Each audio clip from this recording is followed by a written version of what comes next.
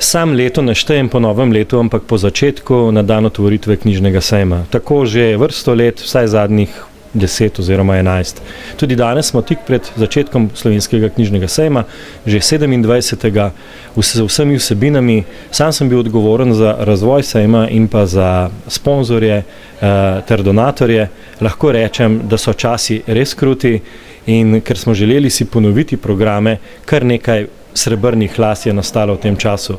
Marketinški skladi in budžeti so prazni, a vseeno smo skupaj z medijskimi hišami in našimi dolgoletnimi partnerji dosegli zavidljivo raven trženja naših sponzorjev, za katerim se zahvaljujem, da bomo tudi letos uspeli speljati vse vsebine v enakem obsegu kot leto poprej.